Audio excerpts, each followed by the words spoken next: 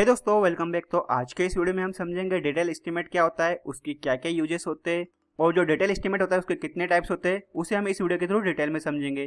तो वीडियो पूरा एंड तक देखना, तभी आपको अच्छे से समझ में आएगा। तो सबसे पहले हम समझ लेते हैं डिटेल एस्टीमेट होता क्या है।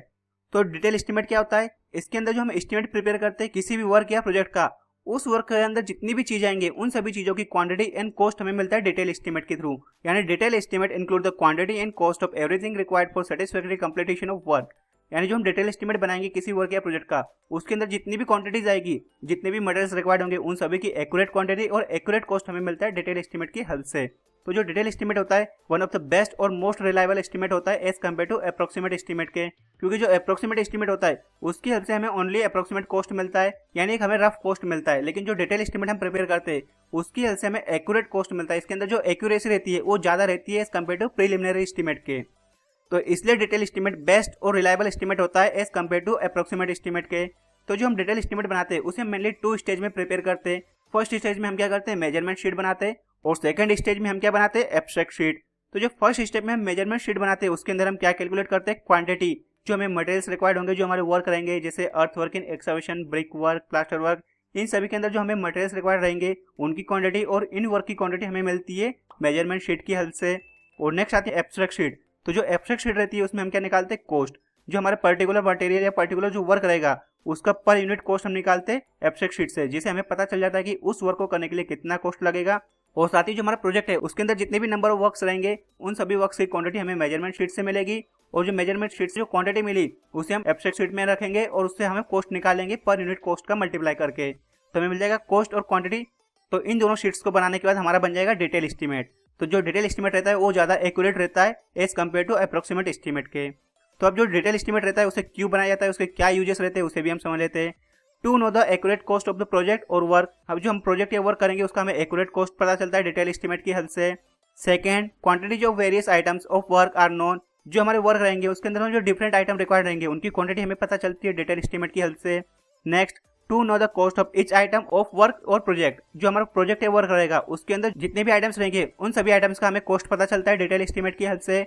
और लास्ट वन क्या होगा, to invite tender for work. जो हम वर्क कर रहे हैं या प्रोजेक्ट कर रहे हैं उसके लिए जो टेंडर इन्वाइट करना है उसके लिए जो हम एस्टीमेट प्रिपेयर करेंगे वो भी कौन सा करेंगे, डिटेल एस्टीमेट। तो ये आपको समझ में आ गया डिटेल एस्टीमेट के क्या क्या यूजेस होते हैं, ये आपको समझ में आ गया। अब नेक्स्ट हम समझ लेते हैं टाइप ऑफ डिटेल एस्टीमेट। जो हमारा डिटेल एस्टीमेट होता है उसके कितने टाइप्स होते हैं उन्हें भी हम समझ लेते हैं। तो जो डिटेल एस्टीमेट के टाइप होता है उसे मैंने यहाँ पे लिखा हुआ है कौन कौन से होते हैं, supplementary estimate, revise estimate, combination of supplementary estimate and revise estimate, annual repair और मेंटेनेंस एस्टीमेट और कंप्लीट एस्टीमेट। तो ये सभी मेन टाइप्स होते हैं हमारे डिटेल एस्टीमेट के। तो इन सभी डिटेल एस्टीमेट के टाइप्स को भी हम समझ लेते हैं। तो सबसे पहला कौन सा है, सप्लीमेंट्री एस्टीमेट। तो सबसे पहले हम सप्लीमेंट्री एस्टीमेट को समझ लेते हैं।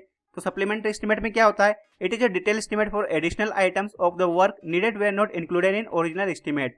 तो जब हम एस्टीमेट बना रहे होते हैं किसी भी बिल्डिंग या प्रोजेक्ट का, तो उसके अंदर जो हमने ओरिजिनल एस्टीमेट बनाया होता है उसके अंदर अगर हमें कुछ एक्स्ट्रा वर्क या एडिशनल वर्क करना पड़ता है, जब हमारा प्रोजेक्ट शुरू हो जाता है उसके बाद अगर हमें कुछ लग रहा है कि हमें एक्स्ट्रा वर्क करना है या एडिशनल वर्क करना है, और या जब हमने प्रोजेक्ट के लिए जो एस्टीमेट बनाया था उस टाइम पे अगर हमसे कुछ चीजें छूट जाती है, उन चीजों के लिए जो हम दोबारा एस्टीमेट बना के उस ओरिजिनल एस्टीमेट के अंदर इंक्लूड करते हैं, तो इस टाइप के एस्टीमेट को हम क्या बोलते हैं, सप्लीमेंट्री एस्टीमेट। क्योंकि जो हमारा ओरिजिनल एस्टीमेट था उसे पूरा कवर अप करने के लिए जो हमारा एक्स्ट्रा वर्क था उसका भी एस्टीमेट बना के हम उसके अंदर इंक्लूड करेंगे, तो इस एस्टीमेट को हम क्या बोलते हैं, सप्लीमेंट्री एस्टीमेट। क्योंकि उसमें हम अलग से एक्स्ट्रा चीजों के एस्टीमेट निकाल के उसके अंदर ऐड कर रहे हैं, इसलिए हम इसको बोलते हैं सप्लीमेंट्री एस्टीमेट। अब नेक्स्ट आता है रिवाइज एस्टीमेट। तो इसे थोड़ा अच्छे से समझना। It is the detail estimate which is prepared one of the following parameters. जो हमारा रिवाइज एस्टीमेट है वो कब तैयार किया जाता है, वो किस पैरामीटर पर डिपेंड करता है, वो तीनों पैरामीटर मैं आपको बता देता हूँ। When original section estimate exceed by more than 5%। जो हमने ओरिजिनल एस्टीमेट बनाया जो सेक्शन भी हो गया है, अगर उसका जो कॉस्ट निकलता है 5% ज्यादा निकलता है जब हमने वर्क या प्रोजेक्ट स्टार्ट कर दिया, उसके बाद जो एस्टीमेट है या जो हमारे मटेरियल्स है उनके कॉस्ट में अगर आपको चेंजेस देखने मिलते हैं, तो जो आपका एस्टीमेट है उसमें भी आपको कुछ बदलाव देखने मिलेंगे। अगर वो बदलाव 5% के ऊपर आ रहा है तो उस कंडीशन में आपको जो एस्टीमेट है वो दोबारा बनाना पड़ेगा। तो उस एस्टीमेट को हम क्या बोलेंगे, रिवाइज एस्टीमेट, अगर ये वाला पैरामीटर वहां पे आपको देखने मिलता है। सेकंड पैरामीटर क्या होगा, एक्सपेंडिचर ऑन वर्क एक्सीड और likely to exceed the administrative approval by more than 10%। अगर हमने जो एस्टीमेट बनाया है और जैसे एडमिनिस्ट्रेटिव अप्रूवल भी मिल गया है, लेकिन उस पर जो एक्सपेंडिचर है यानी उस पर जो खर्चा है, एक्स्ट्रा खर्चा ज्यादा आ रहा है, उस पर जो वर्क कर रहा है उसके ऊपर एक्स्ट्रा खर्चा आ रहा है, तो उस कंडीशन में जो एक्स्ट्रा खर्चा है अगर वो 10% से ज्यादा आ रहा है तो उस कंडीशन में हम क्या करेंगे, रिवाइज एस्टीमेट बनाएंगे। और नेक्स्ट पैरामीटर क्या होगा, देयर आर मटेरियल डेविएशन। यानी जो हम वर्क कर रहे हैं उस वर्क को करने के लिए जो हमें मटेरियल्स रिक्वायर्ड थे, अगर उन मटेरियल्स की क्वांटिटी में कुछ बढ़ोतरी आती है तो जब उस कंडीशन में भी हम क्या करेंगे, रिवाइज एस्टीमेट प्रिपेयर करेंगे। अगर हमें कोई वर्क करने के लिए अगर 10 बैग सीमेंट रिक्वायर्ड थे, अब उसमें देखने जा रहे हैं तो अगर हम 15 बैग सीमेंट रिक्वायर्ड है तो इसमें क्या होगा, उसका कॉस्ट भी चेंज होगा। कॉस्ट चेंज होगा तो उसका पूरा एस्टीमेट भी चेंज होगा। एस्टीमेट चेंज के अंदर जो उसकी क्वांटिटी वो भी चेंज हो रही है, तो इसलिए उस केस में हम क्या करेंगे, उस एस्टीमेट को हम दोबारा बनाएंगे। तो इस टाइप के एस्टीमेट को हम क्या बोलेंगे, रिवाइज एस्टीमेट। उसी टाइप से अगर जो हमारा फर्स्ट था, when original section estimate exceed then more than 5%, उस केस में, और जो हमारा सेकंड केस था एक्सपेंडिचर वाला, तो उन दोनों केस में क्या हो रहा है, जो खर्चा है वो ज्यादा आ रहा है, जो हमने ओरिजिनल एस्टीमेट बनाया उसके अंदर जो अमाउंट है वो 5% ज्यादा आ रहा है।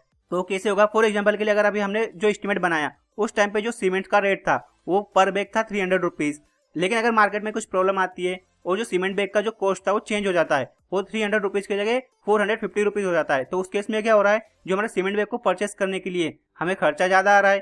जहाँ पे हमें 10 बैग सीमेंट परचेस करने के लिए 3000 रुपीज लग रहे थे, अभी हमें कितने लग रहे हैं, 4500 रुपीज। तो इस केस में क्या हो रहा है, जो हमारा कॉस्ट है वो ज्यादा आ रहा है, तो इससे क्या हो रहा है, जो हमारा एस्टीमेट है वो गलत आ रहा है। तो इसी एस्टीमेट को सही करने के लिए हम क्या करेंगे, उसे दोबारा बनाएंगे। तो इस टाइप के एस्टीमेट को हम क्या बोलेंगे, रिवाइज एस्टीमेट।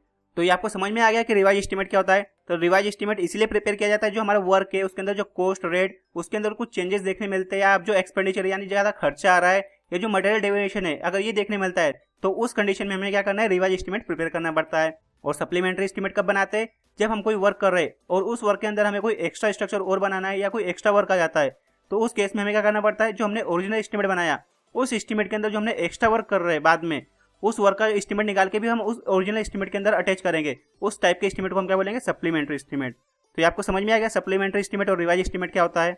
नेक्स्ट हमारा कौन सा था, combination of supplementary estimate and revise estimate. तो जैसा कि मैंने अभी आपको समझाया सप्लीमेंट्री एस्टीमेट और रिवाइज एस्टीमेट, तो जो हमारा नेक्स्ट है कॉम्बिनेशन ऑफ सप्लीमेंट्री और रिवाइज एस्टीमेट, वो इन दोनों का कॉम्बिनेशन होगा। अगर जो हम कोई वर्क कर रहे हैं उसके अंदर हमें जो रिवाइज एस्टीमेट करने की जरूरत पड़ रही है और उस वर्क के अंदर हमें दोबारा कोई एक्स्ट्रा स्ट्रक्चर भी बनाना पड़ रहा है जिससे हमें वहाँ पे सप्लीमेंट्री एस्टीमेट भी जरूरत पड़ रहा है, तो जब हम दोनों एस्टीमेट एक साथ प्रिपेयर करेंगे तो उस टाइप के एस्टीमेट को हम क्या बोलेंगे, combination of supplementary estimate and revise estimate. तो ये आपको समझ में आ गया, यानी जो हमारा स्ट्रक्चर है अगर वहाँ पे हमें कुछ एक्स्ट्रा वर्क करना पड़ रहा है तो उस केस में हमें सप्लीमेंट्री एस्टीमेट भी बनाना है, और साथ ही जो हमारा मटेरियल है उसमें डेविएशन देखने मिल रहा है या जो हमारा एक्सपेंडिचर है वो बढ़ रहा है तो उसमें हमें रिवाइज एस्टीमेट भी बनाना है। तो हमें दोनों एस्टीमेट जब एक साथ बनाने पड़ेंगे तो उसी टाइप के एस्टीमेट को हम बोलते हैं combination of supplementary estimate and revise estimate. अब नेक्स्ट कौन सा था हमारा, एनुअल रिपेयर और मेंटेनेंस एस्टीमेट। तो ये तो आपको नाम से समझ में आ जाएगा, जब हमने कोई स्ट्रक्चर बना लिया है उसके अंदर हमें कुछ रिपेयर या मेंटेनेंस करनी है, तो उस मेंटेनेंस और जो रिपेयर के लिए जो खर्चा आएगा उसके एस्टीमेट को हम क्या बोलेंगे, एनुअल रिपेयर और मेंटेनेंस एस्टीमेट। तो ये इस टाइप का एस्टीमेट आपको जब देखने मिलता है जब आप किसी बिल्डिंग का रिन्यूअल कराओगे, रिप्लेसमेंट कराओगे या रिपेयर कराओगे, तो उस केस में आपको इस टाइप का डिटेल एस्टीमेट देखने मिलता है। तो जो एनुअल रिपेयर कॉस्ट होता है किसी भी बिल्डिंग का वो 1 से 1.5% होता है जो ओरिजिनल कॉस्ट है उस बिल्डिंग का, यानी जो एनुअल रिपेयर का जो कॉस्ट आएगा वो उस बिल्डिंग का ओरिजिनल कॉस्ट का 1 से 1.5% कॉस्ट होगा। तो ये आपको समझ में आ गया एनुअल रिपेयर और मेंटेनेंस एस्टीमेट क्या होता है। अब इसके अलावा हमारा एक और टाइप था डिटेल एस्टीमेट का, वो कौन सा था, कंप्लीट एस्टीमेट। तो जो कंप्लीट एस्टीमेट है उसके लिए मैं आपको सेपरेट वीडियो के थ्रू समझाऊंगा, तो उस वीडियो की लिंक आपको नीचे डिस्क्रिप्शन में देखने मिल जाएगी इसी वीडियो की। तो जो कंप्लीट एस्टीमेट है उसे हम एक सेपरेट वीडियो के थ्रू समझेंगे जिससे कि आपको जो कंप्लीट एस्टीमेट है वो अच्छे से समझ में आए, क्योंकि जो कंप्लीट एस्टीमेट है उसमें आपको बहुत सारी चीजें देखने मिलती है। उन सभी चीजों का कॉस्ट निकालने के बाद जो एस्टीमेट तैयार होता है उस एस्टीमेट को बोलते हैं कंप्लीट एस्टीमेट, जो कि इन चारों एस्टीमेट से थोड़ा अलग होगा। इसलिए हम कंप्लीट एस्टीमेट को एक सेपरेट वीडियो के थ्रू समझेंगे जिससे कि आपको कंप्लीट एस्टीमेट अच्छे से समझ में आ जाएगा। तो आई होप आपको वीडियो समझ में आया। तो अगर वीडियो आपको समझ में आया और वीडियो आपके लिए हेल्पफुल है तो वीडियो को जो लाइक करना, साथ ही वीडियो कैसा लगा आप मुझे कमेंट करके जरूर बताना। और जो कंप्लीट एस्टीमेट है उसे हम नेक्स्ट वीडियो में समझेंगे, इसलिए अगर आप मेरे चैनल पे नए तो चैनल को भी जरूर सब्सक्राइब करना और साथ में बेल का आइकन प्रेस कर देना जिससे कि आपको आने वाली वीडियोस की नोटिफिकेशन मिल सके। तो मिलते हैं नेक्स्ट वीडियो में, जब तक अपना ध्यान रखना। Thank you so much.